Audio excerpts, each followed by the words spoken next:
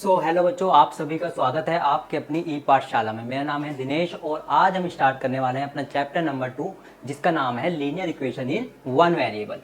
तो जो आज की ये वीडियो ये हमारी इंट्रोडक्शन वीडियो होगी।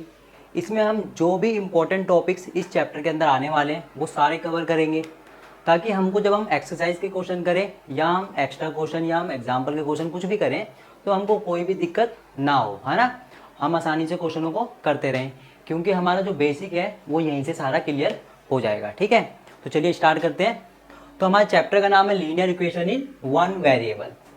हमारा पहला टॉपिक है इसके अंदर एक्सप्रेशन, है ना, अलजेब्रिक एक्सप्रेशन। तो अलजेब्रिक एक्सप्रेशन क्या होती है, सबसे पहले हमको ये जानना बहुत ज़रूरी है ना। तो चलिए देख लेते हैं। जब हम छोटे थे 6th-7th क्लास में या 5th क्लास में, तो हमने कुछ इस तरह के नंबर देखे होंगे। देखो, तो हमने कुछ इस तरह के नंबर देखे होंगे 2x प्लस, देखे थे इस तरह के नंबर, है ना। जैसे ये हो सकता है 4y प्लस 7, ये भी हो सकता है। और भी हो सकते हैं 6z प्लस 2, ये भी हो सकता है। कुछ भी नंबर हो सकते हैं, है ना। तो देखो इसके अंदर क्या है, इसके अंदर एक अल्फ़ाबेट यूज़ करा है मैंने x, है ना। अल्फ़ाबेट के साथ एक नंबर यूज़ करा है 2, और मैंने एक मैथमेटिकल ऑपरेशन यूज़ करा है किसका, प्लस का, और फिर मैंने 3 लिखा है। तो यही क्या है, हमारी एक अलजेब्रिक एक्सप्रेशन। इसी को क्या कहते हैं हम, अलजेब्रिक एक्सप्रेशन, जिसके अंदर क्या होता है, एक अल्फ़ाबेट होता है, कोई नंबर होता है, मैथमेटिकल ऑपरेशन से वो आपस में जुड़े होते हैं। ठीक है, तो इसी को क्या कहते हैं, अलजेब्रिक एक्सप्रेशन। तो देखो इसके और एग्जांपल देख लेते हैं। जैसे मेरे पास मान लो कि मेरे पास ये आ गया 5a प्लस 7, ये भी आ सकता है ना। कोई भी अल्फ़ाबेट यूज़ कर सकते हैं हम, A to Z कोई सा भी अल्फ़ाबेट। ठीक है, और भी यूज़ कर लेते हैं। जैसे मैंने मान लो यहाँ पे 8w प्लस 7 ये लिख दिया, ये भी अल्फ़ाबेट है ना, ये भी एक अलजेब्रिक एक्सप्रेशन बन गई। तो इसी को क्या कहते हैं, अलजेब्रिक एक्सप्रेशन, जिसके अंदर क्या होता है, एक अल्फ़ाबेट होता है, नंबर होता है, मैथमेटिकल ऑपरेशन से वो जुड़े होते हैं आपस में, है ना। जैसे ये भी हो सकता है, जैसे 3x माइनस 7, माइनस भी हो सकता है, ये भी तो मैथमेटिकल ऑपरेशन है, प्लस माइनस मल्टीप्लाई डिवाइड, ये सारी मैथमेटिकल ऑपरेशन है ना। तो ये क्या बन गई, हमारी एक एक्सप्रेशन। तो इसी को क्या कहते हैं हम, एक्सप्रेशन। तो मैं यहाँ पे लिख देता हूँ, जैसे मान लो यहाँ पे 3x प्लस 7, तो ये क्या है, हमारी एक मैथमेटिकल ऑपरेशन से जुड़ी हुई है, एक अल्फ़ाबेट है, नंबर भी है, यहाँ पे भी नंबर है ना। तो इसी को क्या कहेंगे हम, अलजेब्रिक एक्सप्रेशन, है ना। ये क्या है, अलजेब्रिक एक्सप्रेशन। ठीक है, क्लियर हो गया। अब चलते हैं हम आगे। आगे हमारा अगला क्या है, अगला देख लेते हैं। अगले में क्या देखना है हमको, इक्वेशंस। ठीक है, आप देखो कि एक्सप्रेशन और इक्वेशन में दोनों में बस थोड़ी सी चीज़ का डिफरेंस होता है। ठीक है, तो मैं यहाँ पे लिख देता हूँ एक बार, यहाँ पे मैं बताता हूँ इक्वेशन, ठीक है, और यहाँ पे मैं बताता हूँ एक्सप्रेशन। ठीक है, अभी तक हमने क्या देखा, एक्सप्रेशन। एक्सप्रेशन क्या होता है, हमारे पास एक नंबर के साथ अल्फ़ाबेट होता है, प्लस माइनस का निशान होता है कुछ भी, ठीक है, और 3। तो ये तो बन गई हमारी एक मैथमेटिकल अलजेब्रिक एक्सप्रेशन, है ना। और अगर मैं इसी के अंदर, इसी एक्सप्रेशन के अंदर मैं यहाँ पर इक्वल टू का साइन लगा दूँ, इक्वल टू का साइन लगा दूँ, मान लो 2x प्लस 3 इक्वल टू के बाहर मैं अल्फ़ाबेट भी रख सकता हूँ, नंबर भी रख सकता हूँ, कुछ भी रख सकता हूँ। मान लो मैंने एक नंबर रख दिया 4, तो ये क्या बन गया, एक इक्वेशन। ठीक है, अब देखो एक्सप्रेशन के अंदर से जब मैंने इक्वल टू हटा दिया तो ये एक एक्सप्रेशन बन गई, और जब मैंने इक्वल टू लगा दिया तो ये इक्वेशन बन गई। यही तो था, ये क्या है, यहाँ पे इक्वल टू का साइन नहीं है तो यहाँ पे क्या है, ये एक्सप्रेशन है। और यही चीज़ अगर यहाँ पे इक्वल टू का साइन आ गया तो यहाँ पे क्या बन गई, इक्वेशन बन गई। ठीक है, चलो अब चलते हैं अगले टॉपिक पे। तो अलजेब्रिक एक्सप्रेशन और अलजेब्रिक इक्वेशन में फ़र्क पता चल गया, इसके अंदर इक्वल टू नहीं होता है, इसके अंदर इक्वल टू होता है। ठीक है, चलो अब अगला टॉपिक देखते क्या है। अगला टॉपिक है हमारा लीनियर इक्वेशंस। सबसे पहले हमने एक्सप्रेशन देख ली, हमने इक्वेशन भी देख ली, अब हमको देखना है लीनियर इक्वेशन। तो मैं यहाँ पे एक इक्वेशन लिखता हूँ, जैसे मैंने एक मान लो इक्वेशन लिख दी 2x प्लस 5 इक्वल टू 7, ये मैंने एक इक्वेशन लिख दी। अब देखो लीनियर मतलब क्या होता है, लीनियर इक्वेशन का मतलब होता है कि जो हमारा, हम इसके अंदर इक्वेशन के अंदर जो हम अल्फ़ाबेट अपना यूज़ कर रहे हैं ना, अभी हम इसके अंदर अल्फ़ाबेट क्या यूज़ कर रहे हैं, एक्स, एक्स हमारा एक ए टू जेड के बीच में अल्फ़ाबेट्स ही है ना, तो हम इसके अंदर एक्स को यूज़ कर रहे हैं, तो ये एक इक्वेशन है। अब इस अल्फ़ाबेट की जो डिग्री है, हाईएस्ट पावर है, वो चेक करनी है कितनी है। इसकी हाईएस्ट पावर कितनी है, यहाँ पे कुछ भी नहीं है तो यहाँ पे क्या है, 1 ही तो है, यहाँ पे कुछ भी नहीं है तो यहाँ पे 1 है ना। अब जैसे मैंने यहाँ पे देखो, मैंने लिख दिया 2a + 7 = 10 और मैंने यहाँ पे कर दिया 2। जो मैंने अल्फ़ाबेट यूज़ करा है ए, इसकी जो हाईएस्ट डिग्री है मैंने वो कितनी कर दी, 2 कर दी, यानी 2 कर दी। अब देखो यहाँ पे तो अल्फ़ाबेट की जो डिग्री थी 1 है और यहाँ पे क्या है, 2 है। बस हमको इतना सा याद रखना है, इतना सा ही समझना है कि जब भी अल्फ़ाबेट जो हम यूज़ कर रहे हैं उसकी पावर अगर 1 है तो वो लीनियर इक्वेशन है, ठीक है। 1 है तो लीनियर इक्वेशन है, 2 है तो हम उसको अगली क्लास में पढ़ेंगे, उसको कहते हैं क्वाड्रेटिक इक्वेशन, ठीक है। अभी बस हमको इतना सा याद रखना है कि अल्फ़ाबेट की वैल्यू कितनी होनी चाहिए, 1। अगर 1 है तो वो एक लीनियर इक्वेशन है और अगर 2 है तो हमको उससे कोई मतलब नहीं है, ठीक है। चलो अब मैं यहाँ पे जैसे एग्जांपल देता हूँ थोड़े से। जैसे मैंने मान लो यहाँ पे 3b² + 7 और मैंने यहाँ पे दूसरा लिख दिया 3a + 2 4 और मैंने यहाँ पे लिख दिया 3x + 7 = 3x, ये लिख दिया। चलो अब बताओ कि इसमें लीनियर एक्सप्रेशन और लीनियर इक्वेशन कौन सी है। सबसे पहले लीनियर इक्वेशन और लीनियर एक्सप्रेशन के लिए हमको पता है क्या होना चाहिए, जो हमने अल्फ़ाबेट यूज़ करा है उसकी डिग्री पावर कितनी होनी चाहिए, हाईएस्ट पावर उसकी 1 होनी चाहिए। तो यहाँ पे हाईएस्ट पावर कितनी है, क्या यहाँ पे 1 है, नहीं है, तो क्या ये एक लीनियर एक्सप्रेशन है, बिल्कुल भी नहीं है, 9 लिख दो, ठीक है। यहाँ पे अल्फ़ाबेट की पावर कितनी है, 1 है, तो क्या ये इक्वेशन है, ये इक्वेशन तो नहीं है क्योंकि इसमें = नहीं है ना, ये एक एक्सप्रेशन है। और कौन सा एक्सप्रेशन है, लीनियर एक्सप्रेशन। तो मैं यहाँ पे लिख देता हूँ कि ये एक लीनियर एक्सप्रेशन है। अब नीचे आ जाओ, 3x + 7 = 3x। अब मेरे को इक्वल टू का साइन देख के इतना तो समझ में आ गया कि ये एक इक्वेशन है। अब ये कौन सी इक्वेशन है, क्या ये एक लीनियर इक्वेशन है, तो हाँ जी ये बिल्कुल लीनियर इक्वेशन है ना, क्योंकि जो हमारे अल्फ़ाबेट हमने यूज़ करा है इसके अंदर x, उसकी हाईएस्ट पावर कितनी है, 1। तो ये क्या है, एक लीनियर इक्वेशन, ठीक है। क्या है, एक लीनियर इक्वेशन। तो मैं यहाँ पे क्यू और लगा देता हूँ, लीनियर इक्वेशन। तो समझ में आ गया लीनियर इक्वेशन क्या होती है, लीनियर एक्सप्रेशन क्या होती है, ठीक है। अब हमारा अगला टॉपिक देख लेते हैं एक बारी। अगला टॉपिक क्या है हमारा, अगला टॉपिक है हमारा वेरिएबल्स एंड कॉन्स्टेंट्स। अब देखो, अब सबसे पहले एक इक्वेशन लिखते हैं हम, यहाँ पे कोई भी इक्वेशन लिख सकते हैं हम अपना, 4x + 7 = ये मैंने एक इक्वेशन लिख दी, ये मैंने एक इक्वेशन लिख दी है ना, इसमें = है तो ये इक्वेशन है। और ये कौन सी इक्वेशन है, ये एक लीनियर इक्वेशन है, क्योंकि इसमें जो हमारा अल्फ़ाबेट हमने यूज़ करा है इसकी हाईएस्ट डिग्री कितनी है, 1। तो ये एक लीनियर इक्वेशन है। अब देखो इसमें वेरिएबल और कांस्टेंट क्या होते हैं। वेरिएबल के लिए मैं यहाँ पे लगाता हूँ वेरिएबल और मैं यहाँ लिखता हूँ कांस्टेंट, ठीक है। अब देखो वेरिएबल्स और कांस्टेंट मतलब क्या होता है, जो चीज़ टिकी हुई है ना।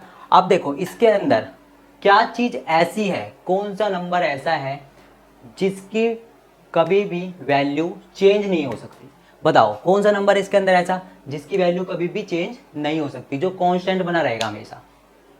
कौन सा नंबर है, क्या कभी 1 2 3 4 -1 -2 -3 -4, क्या इनकी वैल्यू कभी चेंज हो सकती है।